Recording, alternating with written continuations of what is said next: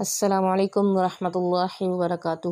نحمدہ ونصلی علی رسولہ الکریم اما بعد فاعوذ باللہ من الشیطان الرجیم بسم اللہ الرحمن الرحیم۔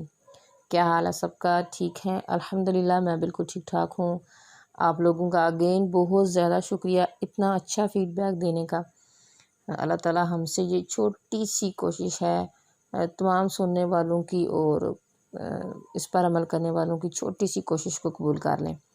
آج اگین میں دوبارہ اسی ٹاپک پہ بات کروں گی، اصلاح قلب بذریعہ قرآن۔ اس میں سب سے پہلے امام شافعی رحمہ اللہ نے اپنے شاگرد ربیع بن سلیمان رحمہ اللہ کو وصیت فرمائی کہ جب تم اپنے دل کی درستگی کرنا چاہو یا اپنے بیٹے، بھائی یا کسی کی بھی اصلاح کا خیال ہو تو اسے قرآن حکیم کے باغات کی سیر کراؤ اور قرآن مجید کی صحبت میں دے دو۔ اللہ تعالیٰ جلد ہی اس کی اصلاح فرما دے گا، خواہ وہ چاہے یا نہ چاہے۔ اسی بات کو میں لے کے آپ لوگوں سے آج بات کروں گی کہ قرآن کے ذریعے ہم اپنے دل کی کس طرح یا کن کن آیات سے یا کن کن سورہ سے ہم اپنی اصلاح کر سکتے ہیں، یا قرآن ہماری کس جگہ پہ کس طرح رہنمائی کرتا ہے، یعنی یا کس طرح ہمیں کسی بھی لمحے کسی بھی موقع وہ اکیلا نہیں چھوڑتا۔ سب سے بہترین دوست قرآن ہے۔ میں خود یہ کہتی ہوں قرآن از دا سویٹسٹ اینڈ بیسٹ فرینڈ ہے، سب سے اچھا دوست جو آپ کو دنیا میں بھی اکیلا نہیں چھوڑتا، اور سب سے بڑی بات یہ ہے کہ آخرت میں بھی آپ کا ساتھ نہیں چھوڑے گا، بلکہ آپ کے ساتھ اتنا آپ کا ساتھ دے گا کہ آپ کو بخشوا کر جنت میں پہنچا کے پھر واپس آئے گا۔ تو یہاں سب سے پہلے میں بات شروع کروں گی کہ ہم لوگ پریشان ہیں، کوئی بیماری کی وجہ سے پریشان ہے، کوئی کسی بھی وجہ سے پریشان ہے، کسی تکلیف کی وجہ سے پریشان ہے، تو قرآن نے اسی کی سب سے پہلی صورت میں بھی اس کا حل بتا دیا کہ اگر کسی کو کوئی ایسی بیماری لاحق ہے، جادو ہے، مرگی ہے، جنون ہے، کسی بھی قسم کی ایون کی بیماری ہے، تو سب سے پہلی سورہ الفاتحہ کے نام ہی الشفا ہے، کنز ہے، ام القرآن ہے، اس کا یعنی کہ بہت سبع المثانی ہے۔ تو اللہ تعالیٰ نے سب سے پہلی صورت میں ہی ہماری جو ہے ہمیں گائیڈ لائن کیا ہے کہ آپ صبح اور شام اس کو 3 مرتبہ یا 7 مرتبہ پڑھیں تو ہر قسم کی بیماری سے اللہ تعالیٰ آپ کو شفا دیں گے، یہ گارنٹی ہے، اور اس کی مثالیں بھی موجود ہیں بہت سی صحابہ کرام سے۔ دوسری بات یہ ہے کہ ہم پھر وہی بات کہ ہم ہر وقت پریشان ہیں، ہمارے گھروں میں برکت نہیں ہے، ہمارے گھروں پہ جادو ہو گیا ہے، پتہ نہیں کس کی نظر لگ گئی ہے، ہمارے جو ہیں حسرتیں ہیں یا پریشانیاں ہیں یا تکلیفیں ہیں، یا پھر یہ بھی ہے کہ اگر ہم مر جائیں گے تو ہمارا کیا بنے گا، ہمارے تو نیک اعمال اتنے اچھے نہیں ہیں یا اتنے زیادہ نہیں ہیں، تو ہم کیا کریں گے۔ تو دوسری صورت میں اللہ تعالیٰ نے ہمیں حل بتا دیا۔ سورہ البقرہ کے بارے میں بہت سی حدیث جو ہیں اس کی حدیثیں ہیں اور فضیلت بھی ہیں کہ جو سورہ البقرہ پڑھتا ہے یعنی جو پڑھتا ہے اس کے گھر سے جو ہے وہ شیطان بھاگ جاتا ہے، اس گھر میں جو ہے برکت ہی برکت ہوگی، اور جو شخص نہیں پڑھتا وہ قیامت والے دن حسرت کا شکار ہوگا۔ پھر جو شخص سورہ البقرہ پڑھتا ہے تو قیامت والے دن وہ اس شخص کی سفارش بھی کریں گی، اور اس کے لیے صائبان یعنی کہتے ہیں نا کہ اس دن سورج جو ہے وہ سوا نیزے پہ آ جائے گا، اور کوئی یعنی کسی کی جو ہے وہ مدد نہیں کرے گا۔ تو سورہ البقرہ اگر ہم نے پڑھی ہوگی اور سورہ العمران اگر ہم نے پڑھی ہوگی تو یہ ہمارے لیے اس دھوپ میں چھتری یعنی صائبان کا کام دیں گی۔ اور اس کے بارے میں اور بھی حدیث کا مفہوم یہ ہے کہ حتیٰ کہ یہ اپنے پڑھنے والوں کے لیے اتنا اپنے رب سے جھگڑا کریں گی کہ ان کو بخشوا کے جنت میں چھوڑ کے پھر واپس آئیں گی۔ پھر تیسری بات کہ آج کل سب سے زیادہ ایشو ہے پاکستان میں بھی جو ڈیورس کا یا طلاق کا رجحان بہت زیادہ بڑھ چکا ہے۔ ہر کوئی یہ شکایت کرتا ہے کہ ہمارے شوہر اچھے نہیں ہیں، ہمارے ساتھ تعاون نہیں کرتے، یا ہمارے بچے فرما بردار نہیں ہیں۔ تو اس کا بھی اللہ تعالیٰ نے قرآن میں حل بتایا ہے کہ جیسے یہ وہ دعا ہے ربنا ہب لنا من ازواجنا وذریاتنا قرۃ اعین وجعلنا للمتقین اماما، کہ اے اللہ تعالیٰ ہمیں اور ہماری بیویوں اور بچوں کو جو ہے ہماری آنکھوں کی ٹھنڈک بنا دے اور انہیں پرہیزگاروں کا امام بنا دے۔ یعنی ہر طرح کی اللہ تعالیٰ نے ہمیں قرآن میں ہمیں گائیڈ کیا ہے کہ آپ جس موقع پر جس جگہ پہ پریشان ہیں تو اپنے دل کو قرآن کے ذریعے اپنی اصلاح کریں۔ پھر یہ جو انہوں نے قول بھی بولا ہے کہ اگر آپ چاہتے ہیں کہ آپ کے بہن بھائی ایون کہ دنیا میں کوئی بھی انسان جو ہے وہ پریشان ہے یا تکلیف میں ہے تو اس کو کیا کریں، قرآن کا دوست بنا دیں، قرآن کی طرف اس کا دھیان لگا دیں، چاہے آپ کا دل چاہے یا نہ چاہے۔ بعض اوقات ایسا ہوتا ہے کہ ہم کسی چیز کو یا ہمارا دل نہیں کر رہا ہوتا، لیکن جب ہم اس میں زبردستی اپنے دل کو اس کام میں لگاتے ہیں تو آہستہ آہستہ وہی کام ہمیں اچھا لگنا شروع ہو جاتا ہے۔ پھر اس کے بعد پھر بھی کوئی دوسری دعا اس میں آتی ہے کہ ہمیں کوئی ایسی بیماری ہے جو ہماری ٹھیک نہیں ہو رہی، تو حضرت ایوب علیہ السلام والی دعا پڑھیں، ربی انی مسنی الضر وانت خیر الراحمین۔ پھر یہ بھی ہمیں کبھی مسئلہ ہوتا ہے کہ ہماری دعائیں قبول نہیں ہوتی، تو حضرت یونس علیہ السلام والی دعا پڑھیں، لا الہ الا انت سبحانک انی کنت من الظالمین۔ اس دعا کے بارے میں آتا ہے نبی صلی اللہ علیہ وسلم نے فرمایا کہ میں رب سے امید کرتا ہوں کہ اس دعا کو پڑھنے کے بعد جو بھی دعا کی جاتی ہے وہ کبھی بھی رد نہیں ہوگی، یعنی اس دعا کو پڑھنے کے بعد اللہ تعالیٰ آپ کی ہر وہ دعا قبول کریں گے جو آپ کے حق میں بہتر ہوگی۔ پھر اس کے بعد جو ہیں وہ یعنی سورہ آگے چلیں، تھوڑا سا چلیں، قرآن کی سیر کرتے کرتے تو سورہ الکہف آ جاتی ہے۔ سورہ الکہف کے بارے میں آتا ہے کہ جو شخص فرائیڈے والے دن یا جمعے والے دن اس کی تلاوت کرتا ہے تو ایک جمعے سے لے کے دوسرے جمعے تک اس کے لیے نور ہی نور ہے۔ پھر اس کے لیے یعنی کہ جتنے اس نے صغیرہ گناہ کیے ہوتے ہیں وہ اللہ تعالیٰ ان کے گناہ بخش دیتے ہیں۔ پھر ایک اور حدیث کا مفہوم یہ ہے کہ اس کا جہاں اس نے بیٹھ کے پڑھی ہوتی ہے مکہ تک اس کے لیے نور ہی نور جو ہے پھیلا دیا جاتا ہے۔ یعنی ہر سورہ ہر چیز میں ہمارے لیے اللہ تعالیٰ نے قرآن کے جو صورتیں ہیں جو پارے ہیں یہ شہر ہیں، تو اللہ تعالیٰ نے فرمایا، یہ لوگ کہتے ہیں کہ آپ اس کی سیر کرو اور سکون ہی سکون پاؤ۔ پھر اس کے بعد یہ آتا ہے کہ جیسے اللہ تعالیٰ سے ہمیں ملنے کا بہت شوق ہے سب کو، ہم یہ دعا بھی کرتے ہیں کہ اللہ تعالیٰ ہمیں اپنا دیدار نصیب کریں،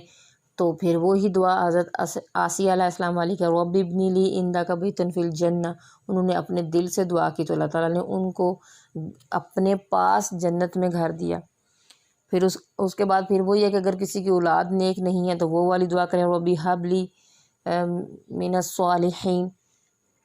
اگر پھر اس کے بعد اگر دیکھا جائے اگر دنیا سے ہمیں بہت زیادہ شکوے شکایتیں ہیں، ہمیں اپنے رشتہ داروں سے بہت شکوے ہیں، تو سورہ یوسف کو ریڈ کریں، اس کی تفسیر پڑھیں کہ حضرت یوسف علیہ السلام کے ساتھ ان کے بہن بھائیوں نے کیا کچھ نہیں کیا تھا، تو لیکن پھر بھی انہوں نے ان کا رد عمل کیا تھا، ان کا رسپانس کیا تھا، انہوں نے اپنے بھائیوں کے ساتھ حسن سلوک یا سلوک کیسے کیسے کیا۔ یعنی ہر قرآن کی جو سورہ ہے، ہر آیت بلکہ ہر ورڈ ہمارے لیے ہمارے دل کی اصلاح کے لیے اللہ تعالیٰ نے بھیجا ہے۔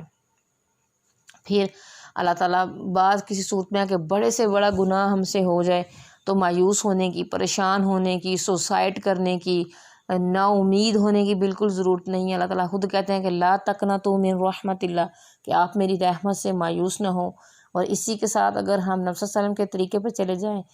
تو نبی صلی اللہ علیہ وسلم کی حدیث سے یہ ہمیں پتہ چلتا ہے کہ بڑے سے بڑا بھی گناہ ہو جائے تو آپ کیا کریں، اچھی طرح وضو کریں، 2 نفل پڑھیں، اللہ تعالیٰ سے گناہوں کی معافی مانگیں۔ تو اللہ تعالیٰ خود کہتے ہیں کہ کسی نے زمین سے لے کے آسمان تک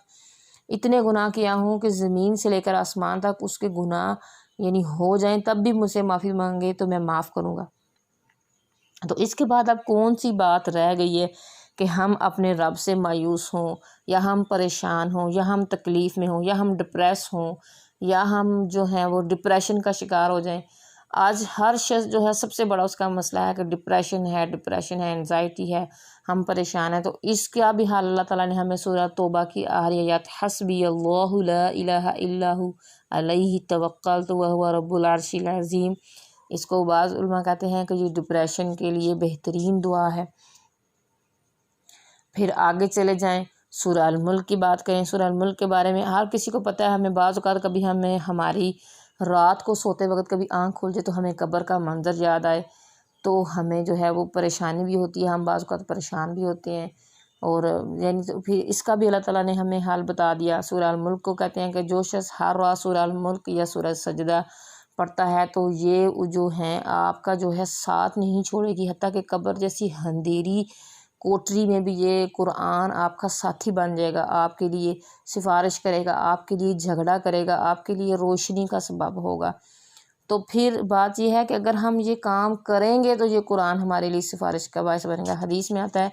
کہ قرآن اور روزہ قیامت والے دن ہمارے لیے سفارش کریں گے، حتیٰ کہ ہمیں فی الوقت قرآن پڑھتے ہوئے نیکیاں نظر نہیں آتی، روزہ کی ہمیں کوئی شکل نظر نہیں آتی کہ یہ کیسے ہمارے لیے سفارش کرے گا، لیکن اللہ تعالیٰ کو اتنی طاقت ہے کہ ان چیزوں کو شکل دیں گے اور وہ ہمارے لیے باقاعدہ کھڑے ہو کے ہمارے لیے سفارش کریں گے۔ لیکن بات یہ ہے کہ اگر ہم نے ان کو پڑھا ہی نہیں، ان کو چھیڑا ہی نہیں، ان کو اپنا دوست بنایا ہی نہیں دنیا میں، تو پھر آخرت میں یہ ہمیں تو پہچانیں گے نہیں، تو پھر ہمارے یہ آخرت میں دوست نہیں بنیں گے۔ تو ضرور آج سے کوشش کریں، دل کر رہا ہے نہیں کر رہا،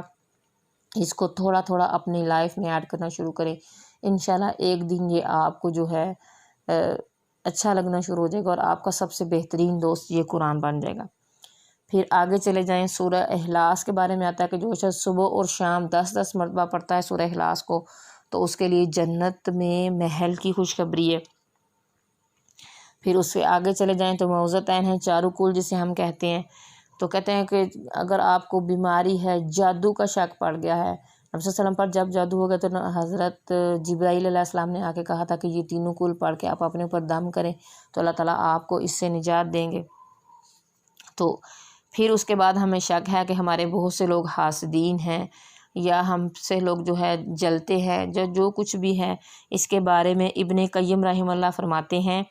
کہ نظر بد اور حسد محسود کے جسم میں ٹھوس چیز کی طرح موجود ہوتی ہے، مگر سورۃ البقرہ اور معوذتین یعنی چاروں کل کی تلاوت کی تکرار یعنی بار بار پڑھنے سے پگھل کر یہ جسم سے زائل ہو جاتی ہیں۔ تو انشاءاللہ ہم نے آج سے جو میں نے آپ کو چھوٹی چھوٹی چیزیں بتائی ہیں، اور امام شافعی کے قول سے کہ اگر آپ چاہتے ہیں کہ آپ کے دل جو ہیں وہ اصلاح ہو، آپ کے دل مطمئن ہوں، آپ کے دل پریشان ہیں، تکلیف میں ہیں، تو پھر وہی ایک آیت سورہ الرعد کی آیت ہے، الا بذکر اللہ تطمئن القلوب، کہ اللہ کے ذکر سے ہی دلوں کو اطمینان ملتا ہے۔ چاہے ہم موسیقی سن لیں، ہم صوفیانہ کلام سن لیں، ہم قوالیاں سن لیں، چاہے جو کچھ بھی کر لیں، جو حربہ استعمال کر لیں، وظائف پڑھ لیں، لیکن اگر ہم قرآن سے جڑے ہوئے نہیں ہیں تو دلوں کا سکون کبھی بھی نہیں ہمیں مل سکتا۔ امام احمد بن حنبل کا قول ہے کہ کبھی بادشاہوں کو پتہ چل جائے کہ ہمارے جو قرآن والوں کے بارے میں انہوں نے فرمایا کہ جو شخص قرآن سے جڑا ہوا ہوتا ہے اس کے دل کو اللہ تعالیٰ ایسا سکون دیتے ہیں کہ کبھی بادشاہوں کو پتہ چل جائے کہ جو ہمارے اندر سکون ہے تو وہ ہمارے دل ہنجروں سے نکال کے لے جائیں، لیکن ان کو یہ چیز نصیب نہیں ہوتی، یہ صرف اہل القرآن کو یا اللہ تعالیٰ جس کو اس سے محبت دے دیتے ہیں، یہ سکون صرف اور صرف اللہ تعالیٰ اس کو ہی دیتے ہیں۔ تو انشاءاللہ مجھے امید ہے کہ آپ کو یہ چھوٹی سی میری کوشش ہے ضرور سمجھ آئی ہوگی، اور آئندہ انشاءاللہ ضرور جب بھی آپ کو کوئی پریشانی ہو گئی، کوئی تکلیف ہو گئی، کوئی مشکل پیش آ جائے گی تو آپ بجائے بدعات کی طرف جانے کے بجائے آپ فضول اور لمبے لمبے اور مشکل ترین وظائف پڑھنے کے قرآن کی طرف دوڑ لگائیں گے آپ، اور سنت حضرت محمد صلی اللہ علیہ وسلم کے طریقے پر چلنے کی کوشش کریں گے۔ کہتے ہیں کہ اگر آپ کو کسی انسان سے یا کسی چیز کی حاجت ہے تو 2 نفل نماز حاجت پڑھیں اور وہ دعا پڑھیں تو اللہ تعالیٰ آپ کی ہر وہ جو ہے حاجت کو انشاءاللہ پوری کریں گے۔ پھر اللہ تعالیٰ ہمیں کہتے ہیں کہ اگر آپ دعا کرنے لگے ہیں تو اسماء حسنہ سے، میرے خوبصورت ناموں سے مجھے پکارو تو میں تمہاری دعا سنوں گا۔ آپ نے کبھی دیکھا ہوگا کہ ماں اپنے بچے کو کتنے خوبصورت نام سے پکارتی ہے، یا جس سے ہمیں بہت محبت ہوتی ہے یا ہمیں جو بہت اچھا لگتا ہے تو ہم اس سے کتنے اچھے اچھے اور پیارے پیارے نام رکھتے ہیں، بے شک وہ ہم سے کتنا بھی ناراض ہو، اگر ہم اس کو اچھے سے ناموں سے پکاریں گے تو وہ ہم سے ایک دن راضی ہو جاتا ہے۔ تو اللہ تعالیٰ ہمیں خود کہہ رہے ہیں کہ اگر آپ دعا کر رہے ہیں تو مجھے میرے اچھے اچھے ناموں سے پکارو تو میں تمہاری انشاءاللہ دعا قبول کروں گا۔ تو انشاءاللہ ہم نے بھی قرآن کی طرف آنا ہے، سنت کی طرف آنا ہے، بدعات کو چھوڑنا ہے، جو بھی تکلیف ہے اللہ تعالیٰ ہمیں اس پر بہترین سے بہترین عمل کرنے کی، آگے پہنچانے کی، پھیلانے کی توفیق دے، اور اللہ تعالیٰ ہم سے یہ چھوٹی سی چھوٹی کوششیں قبول کر لے۔ السلام علیکم ورحمۃ اللہ وبرکاتہ۔